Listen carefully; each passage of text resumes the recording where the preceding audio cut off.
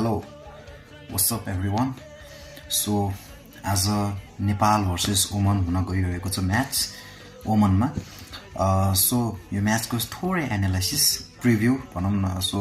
अहिलेसम्म नेपालले के मिस्टेक्सहरु गरिरहेको छ र के मिस्टेक्स गर्नुहुन्न आज चाहिँ भनेर एउटा सानो एज अ फ्यान सानो कुरा लिएर आएको छु जस्ट छोटकरीमा नेपालले अहिलेसम्म गरेको गल्तीहरु भनेको चाहिँ ब्याटिङबाट सो ब्याटिङमा त्यस्तो राम्रो गर्न सकेको छैन है नेपालले अहिलेसम्म सो ब्याटिङमा आई थिंक सन्दीप जोरा चाहिँ के भइराछ हैन 8 नम्बरमा हैन 7 नम्बरमा 8 नम्बरमा किन पठाइराको छ के सन्दीप जोरालाई because he can rotate strike हैन ही क्यान प्ले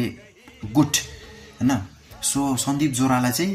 नम्बर 3 मा पठाउनु पर्छ जस्तो लाग्छ मलाई नम्बर 3 एज इन कि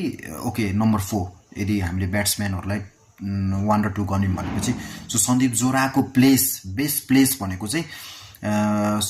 रोहित पछि नम्बर 1 मा रोहित आउँछन् त्यसपछि चाहिँ सन्दीप जोरा आउन जरुरी छ अनि 2 डाउनमा अनि त्यसपछि कुशल मल्ललाई किन गेममा राखिराको छ आई डोन्ट नो है आई डोन्ट लिटरली नो नेपालले चाहिँ प्लिज है क्याप्टेन अथवा कोच स्टर्टल के सोचेर what you guys are thinking हैन I don't know your mindset हैन तर इट्स गेटिङ टु मच है अनि यो चाहिँ एकदम धेरै अलिकति हेर्दा पनि सुहाइराको छैन के नसुहाउँदो भइराको छ के अनि यो अलिकति टाउको भन्दा माथि गइराको छ कुरा कि कुशल मल्लको स्ट्राइक रेट चाहिँ हैन गल्ली क्रिकेट भन्दा बढी कम छ के मतलब गल्लीमा हामीले जब खेतमा खेल्छौं नि धानबारीमा खेतमा खेल्छौं नि गाउँमा त्यो भन्दा थोरै स्ट्राइक रेट छ कुशल मल्लको है अब सो स्ट्राइक रेट मात्रै हैन एभरेज पनि त्यति नै थोरै छ हैन केटोले 5 रन 4 रन 3 रन हैन जहिले सिंगल डिजिटमा आउट कति चोटी हुन्छ केटो है उलाई पनि अल्छी लाग्नु पर्ने हो त सिंगल डिजिटमा आउट हुन so best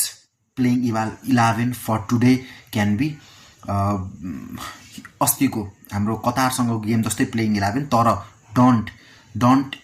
take out Lalit राजवंशीलाई राख्नुपर्छ किनभने Sandeep and Lalit Rajbanshi are really good हैन दुई जनाको कम्बिनेसन एकदम राम्रो छ यिनीलाई तोड्नु हुँदैन हामीले चाहिँ so Lalit and Sandeep will play as a spin department र कुशल मल्ललाई आउट गर्नुस् र अदिललाई फेरि एउटा चान्स दिनुस् किनभने कतारसँगको म्याचमा अदिल वाज अनलकी हैन त्यो अदिलले कति पावर शट हानेको तर सिधै बलरको हातमा गयो त्यो बलरले पनि जानेर समातेको हैन कि आँखा चिम्लेर उ आफ्नो बाटो हिँड्दै थियो ठ्याक्कै बल हातमा आयो र समातेको हो सो त्यसैले चाहिँ Adil should be given another chance र कुशल मल्ललाई चाहिँ निकालेर अदिललाई राखौं र बाकीको प्लेइङ 11 सेम राखौं same and then it will